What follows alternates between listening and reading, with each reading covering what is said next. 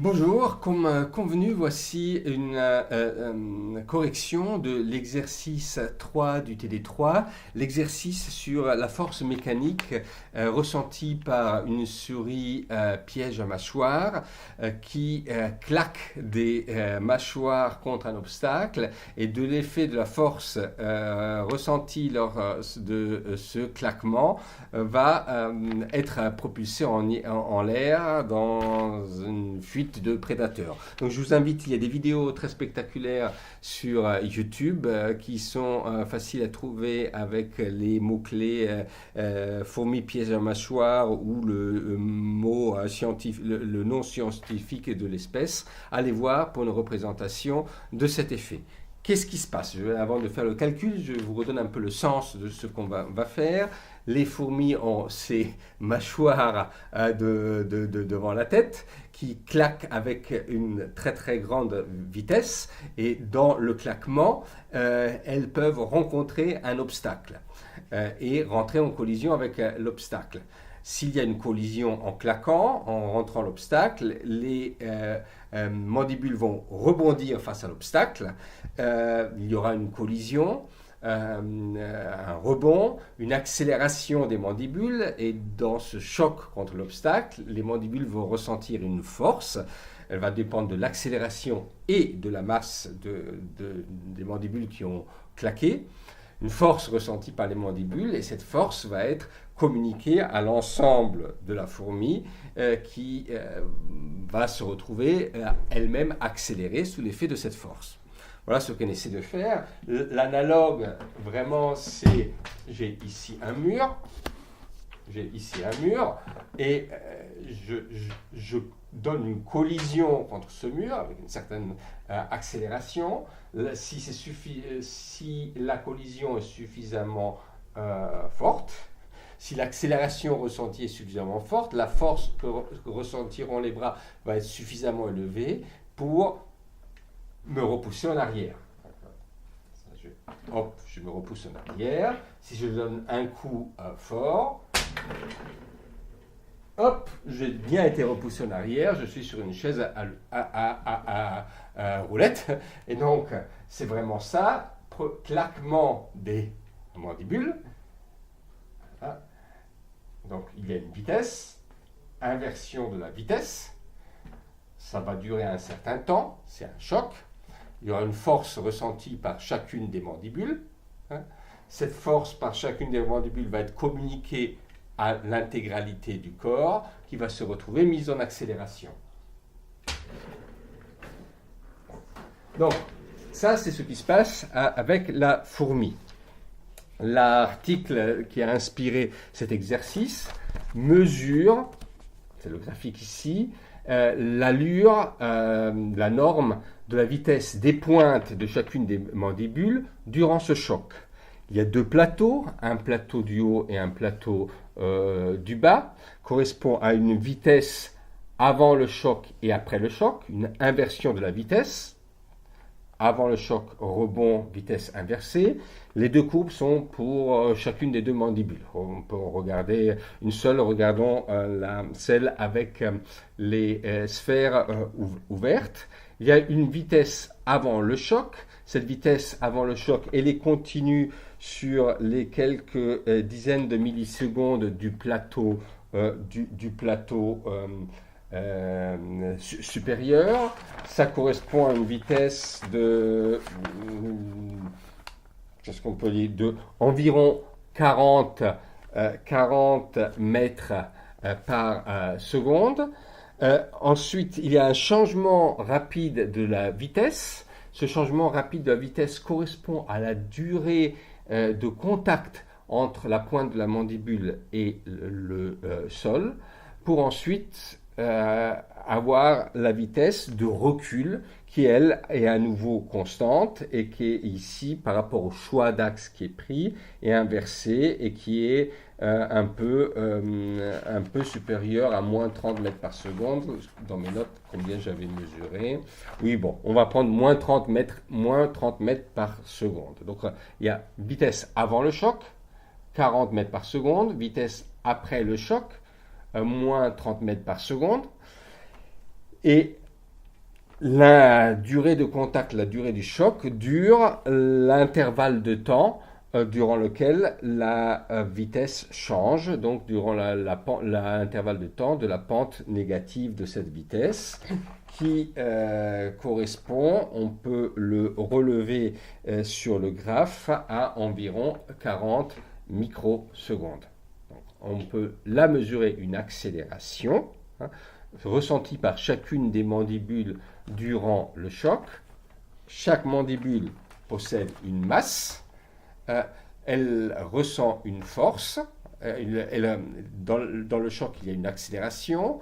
L'accélération ressentie par fois la masse de la mandibule correspond à la force ressentie par la mandibule. Il y a deux mandibules qui frappent, il y a deux forces qui vont être générées dans la collision, et ces deux forces vont être transférées à l'ensemble du corps de la fourmi, qui va se retrouver être accéléré sous l'effet de ces deux forces de collision. Voilà. Maintenant, on va calculer tout cet effet dont on a expliqué maintenant le sens. Mais avant de faire la correction, une correction de l'énoncé lui-même. Des indications numériques sont fausses. La masse de la mandibule qui est indiquée dans la question grand A, qui est indiquée comme 130 nanogrammes, la masse de la mandibule est en réalité 130 microgrammes, donc masse mandibule. Et la masse de la fourmi, indiquée dans la question B, la masse de la fourmi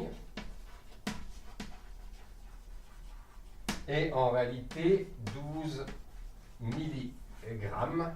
Il y avait le même facteur d'erreur dans les deux, je suis désolé. Donc, les calculs qui auraient été, comme c'est le même facteur, les calculs qui auraient été faits avec les valeurs du sujet retombent au même calcul, au résultat qu'avec ces masses-là. On verra pourquoi, enfin, c'est un rapport.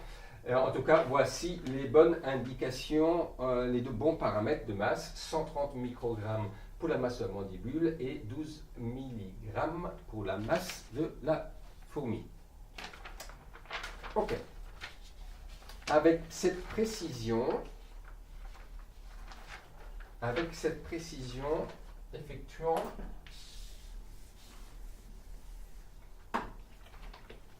les calculs pour ce qui est demandé dans la question, je vais prendre la feuille, ce qui est demandé dans la question A, à savoir de déduire la force moyenne exercée sur une mandibule pendant le choc contre le sol. Donc, on vient de discuter que la vitesse de la mandibule avant le choc, je vais l'appeler V1, elle est égale à 40 mètres par seconde.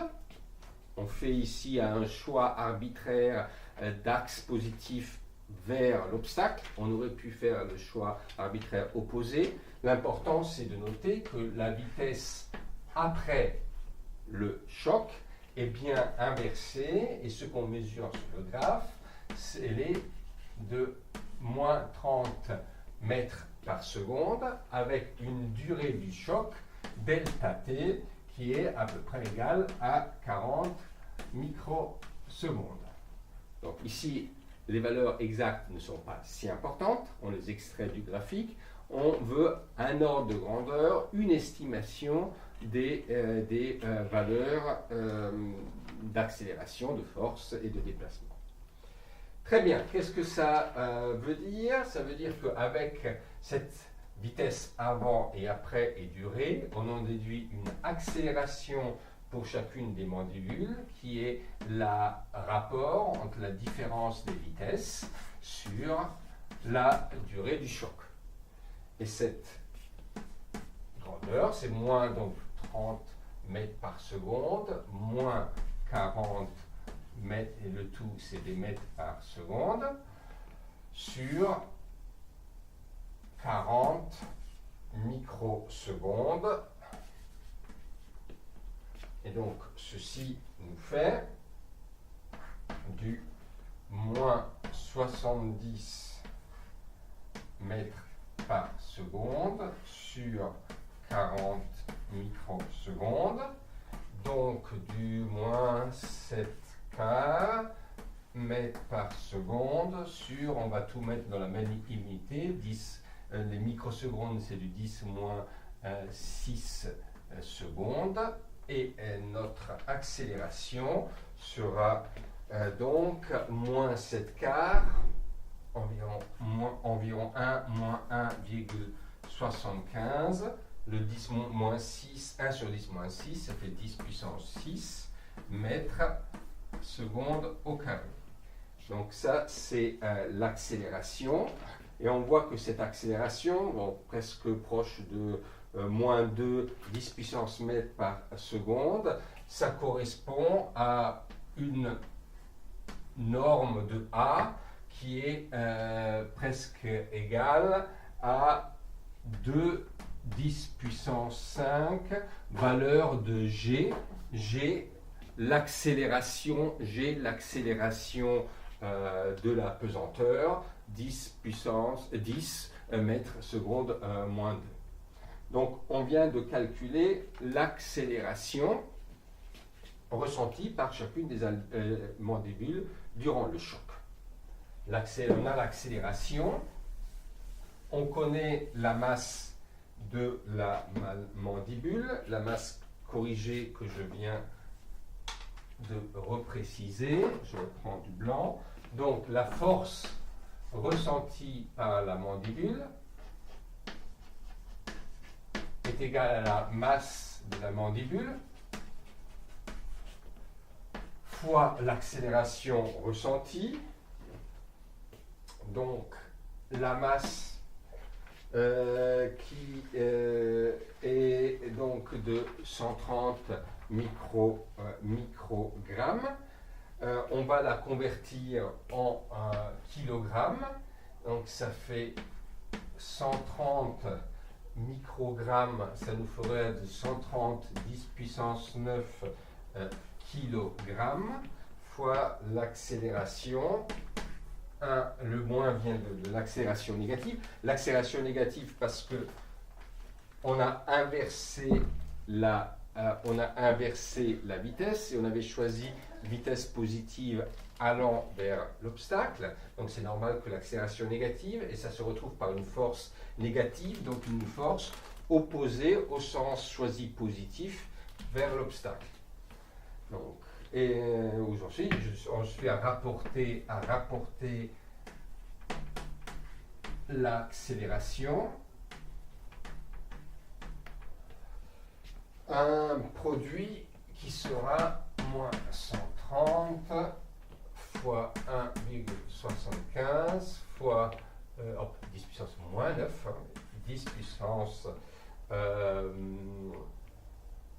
10 puissance moins 9, 10 puissance 6, et donc un résultat de moins 2,3, 10 puissance moins 1 kg mètre seconde au carré, donc des newtons. Donc là, c'est uniquement l'application numérique. Elle est ici facile. Donc c'est une force qui est négative, donc opposée au sens positif de la vitesse choisie vers l'obstacle. Et donc c'est une force qui repousse la mandibule qui heurte l'obstacle. Ok. Donc chaque mandibule entre en collision. Chaque mandibule a une masse. On calcule son accélération. Par sa masse, on a sa force. Il y a deux forces, deux pour chacune des mandibules. Cette force ressentie va être communiquée mécaniquement dans le corps de la fourmi et va s'appliquer à la masse entière de la fourmi. Donc on a calculé la force de chacune des mandibules, fois 2 la force ressentie par l'ensemble de la fourmi.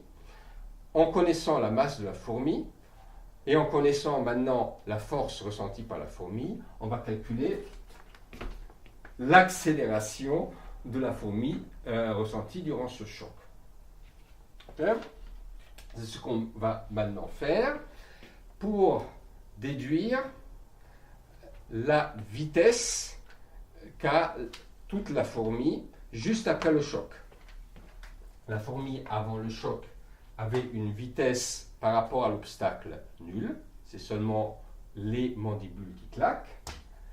Suite à la force communiquée par le choc, il y a une accélération ressentie par l'ensemble de la fourmi qui se traduit à un changement de la vitesse de la fourmi depuis celle nulle à la vitesse accélérée juste après le choc. C'est cette vitesse de la fourmi jusqu'après le choc, d'une vitesse initialement nulle à la vitesse suite à l'accélération par la force générée dans le choc, qu'on va maintenant calculer. C'est la question B. Donc,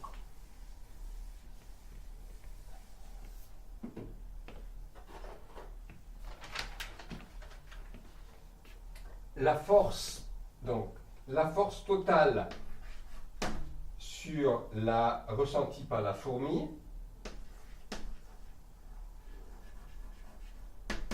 sera 2 fois la force de chaque mandibule, la force calculée jusque maintenant. Et cette force totale de la fourmi, ressentie par la fourmi, ça va être la masse de la fourmi, fois l'accélération de la fourmi. Donc c'est la valeur de la force. Et ce qu'on sait encore, donc on va calculer cette accélération de la fourmi, et cette accélération, elle s'effectue en 40 millisecondes.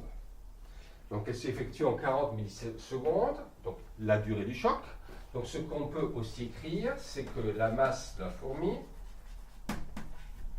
fois le changement de vitesse de la fourmi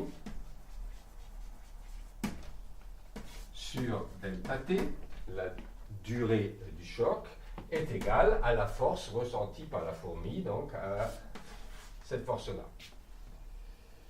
Le changement de vitesse de la fourmi, c'est vitesse initiale nulle, vitesse après le choc. Donc, le changement de vitesse de la fourmi va être masse, la vitesse après le choc, la vitesse fourmi après, moins la vitesse avant de le choc de la fourmi, qui est nulle, sur delta t, égale la force ressentie. Et voilà, avec cette expression-là, on calcule quelle est la vitesse de la fourmi juste après le choc. Application numérique, maintenant qu'on a toute l'explication.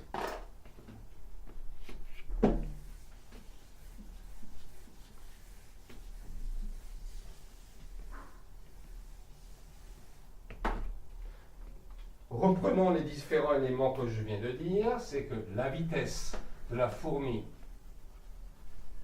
après le choc est donc égale à delta t, 40 microsecondes, fois 2 fois la force des mandibules sur la masse de la fourmi.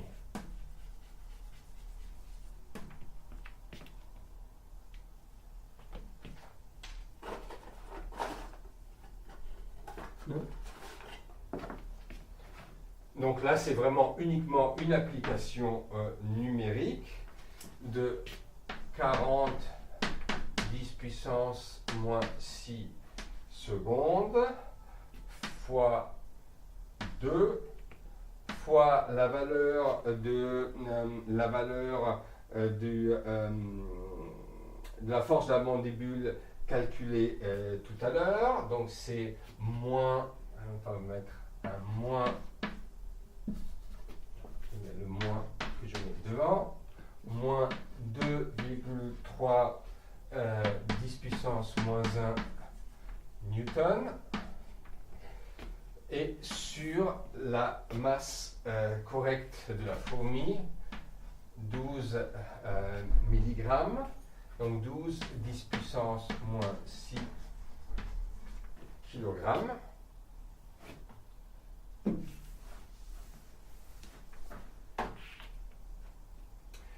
Rassemblant tout, je ne vais pas détailler ici, ça nous fait une vitesse de la fourmi juste après le choc de moins 1,6 mètres secondes. Ça, c'était la question B. Quelle est la vitesse maintenant? Question C, la hauteur à laquelle la fourmi va se propulser en l'air. Le problème, c'est ici exactement celui d'un objet dans un champ de pesanteur avec une vitesse initiale vers le haut. Quelle est la hauteur le point culminant de l'objet lancé vers le haut avec une vitesse initiale?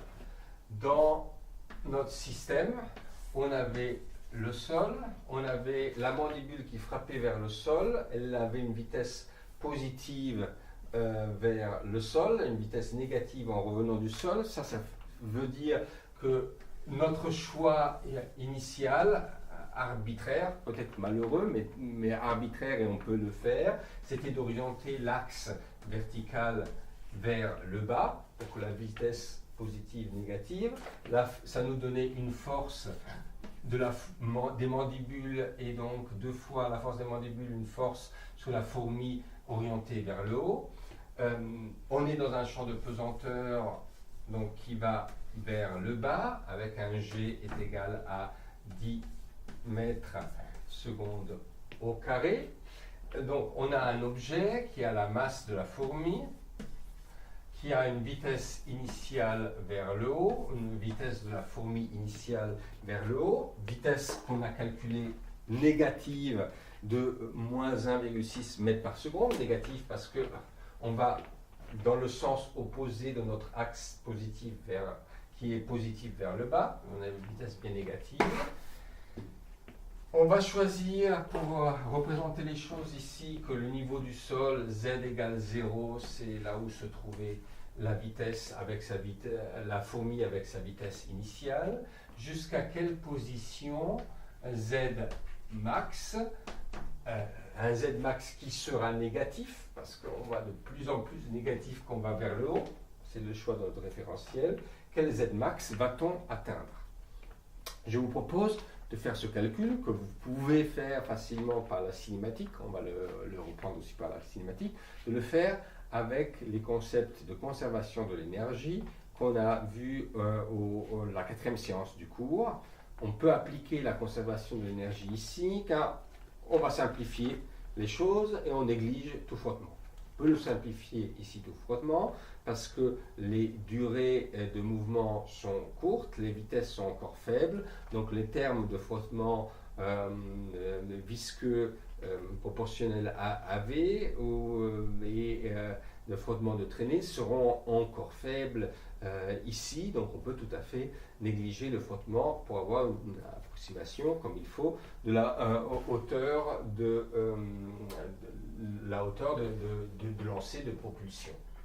Donc si on n'a aucune force de frottement, on n'a que la force de la pesanteur qui joue, donc c'est une force qui ne génère pas de chaleur, l'énergie totale mécanique du système, elle est conservée.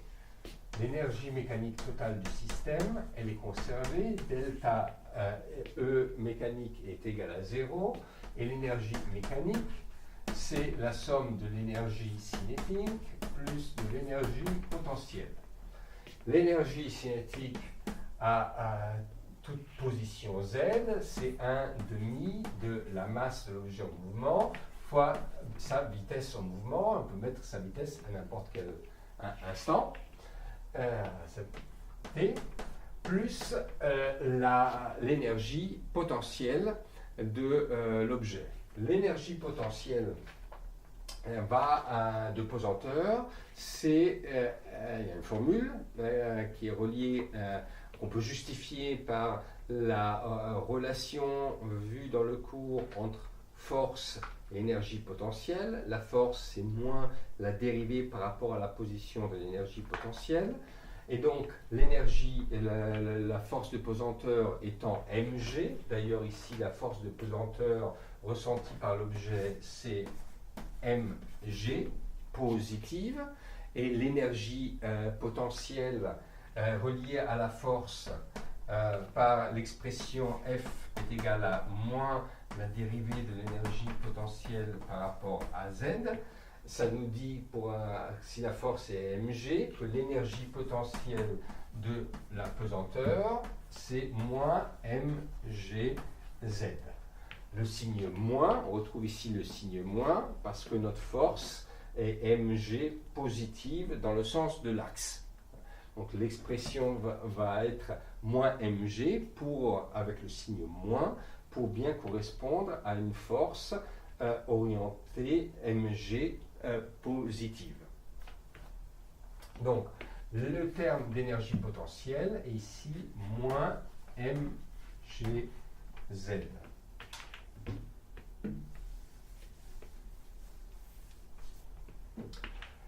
Donc, cette expression est valable, donc Z, le Z qu'on a à chaque instant t. Donc, je vais peut-être la recopier pour que ça soit plus lisible dans la vidéo. L'énergie mécanique, c'est 1 demi de mv au carré, v de t au carré, moins mgz de t, pour chaque instant t. À l'instant initial, on a z égale à 0, donc l'énergie mécanique est 1 demi de m, la vitesse initiale au carré, et le point culminant, c'est le point où la vitesse d'ascension est nulle, donc le point culminant correspondra au point de z, du z max, le terme d'énergie cinétique est nul, et donc l'énergie mécanique sera uniquement sous forme d'énergie potentielle, m-mgz max. Donc on a ces deux expressions qui sont égales. Donc recopions et sur une même ligne, moins mgz max, qui nous permet, en isolant la coordonnée du point culminant z max, d'avoir, déjà les masses se simplifient, d'avoir z max est égal à moins 1,5 de Vf au carré sur G.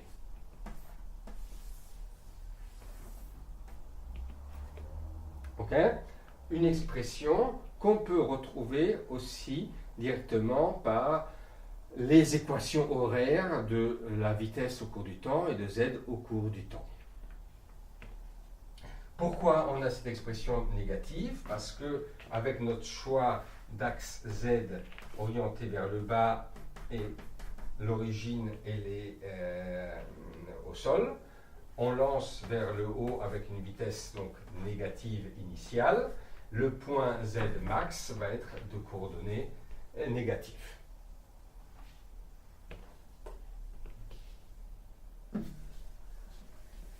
L'application numérique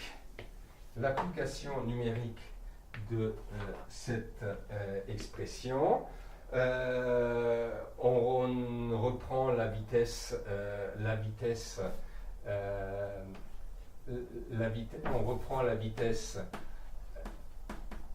moins 1,6 mètres par seconde et on l'insère dans l'expression sur 10 mètres secondes au carré, où on obtient une altitude, un point de coordonnées verticale de environ moins 13 cm. Donc, une dizaine de centimètres, ça correspond aussi à ce qui est mesuré par les vidéos. Donc, ce modèle très très simple, ce traitement très très simple, nous retrouve l'ordre de grandeur de ce qui est effectivement mesuré. Et ceci nous illustre comment des approches de simplification, de modélisation pour traiter d'une question suffisent souvent pour nous rendre compte d'autres observations et nous expliquer quels sont les phénomènes en jeu et vérifier la cohérence des processus que l'on croit comprendre. Voilà. Juste encore un petit, ça continue encore juste un peu pour vous montrer comment avec l'approche que vous connaissez par la cinématique, on retrouve exactement cette formule qui, de manière beaucoup plus immédiate, a été déduite via le traitement énergétique. Avec la cinématique, on aura une expression de la vitesse, v de t, qui est égale à l'accélération g de t plus la vitesse initiale, la vitesse de la fourmi initiale.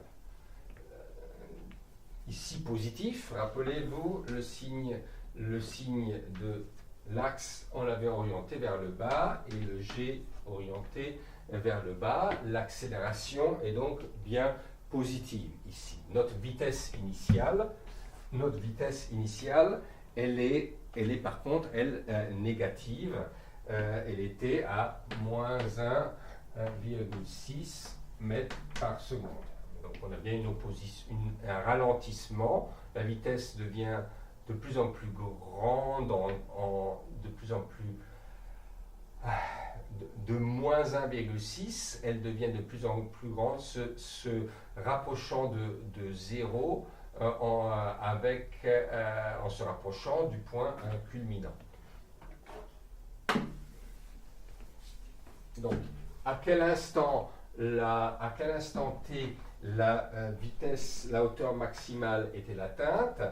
C'est le point lorsque la vitesse, c'est à l'instant t d'auteur maximale telle que la vitesse elle est nulle. Donc le point qui résout l'équation Tm plus Vf est égal à 0. Donc l'instant pour la durée d'ascension, c'est moins Vf 0 sur G. Ça nous donne la durée pour atteindre le maximum. Je le recopie là-haut. Tm égale moins Vf 0 sur G. Notons que c'est bien une valeur positive de durée d'ascension parce que dans notre choix de repère, Vf était négatif.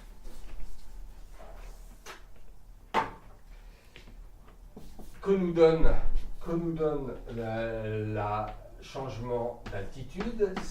On applique la cinématique du mouvement accéléré. C'est z de t est égal à 1 demi de gt au carré plus vf0 de t plus z0, la position initiale verticale choisie à 0. Donc, quelle est l'altitude atteinte à l'instant Tm? Donc, l'altitude de montée, c'est h de z de Tm, est égal à donc 1 simplement l'application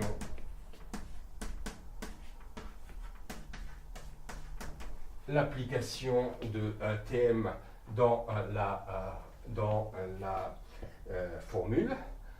Tm, on vient de le calculer, donc c'est 1 demi de G de Vf sur 0 sur G, le tout au carré, plus Vf fois moins Vf sur G. Et ceci donne 1 demi de Vf 0 au carré sur G, et 1 des G au carré du dénominateur se simplifie. moins VF carré 0 carré sur G, ce sont les deux termes.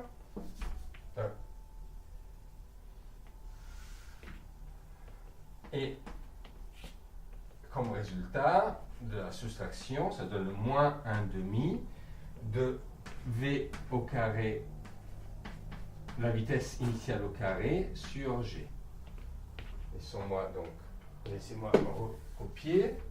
Quelle est la hauteur maximale atteinte? C'est la position Z est égale à moins 1,5 de VF au carré 0 sur G. Pourquoi, vous me direz, c'est négatif? Parce que ceci est la position atteinte maximale par rapport à l'axe vertical, choisi ici orienté vers le bas. On avait démarré comme ça avec une vitesse comptée positivement lorsque la mandibule allait vers le sol, vers l'obstacle. C'est ça qui nous a fixé le sens de l'axe. Et ce qui nous dit que la hauteur maximale, c'est un point qui va être donc négatif par rapport à la position de notre repère. La formule qu'on a ici, pris en norme, c'est exactement la formule qu'on a vue juste avant, calculée avec l'énergie potentielle.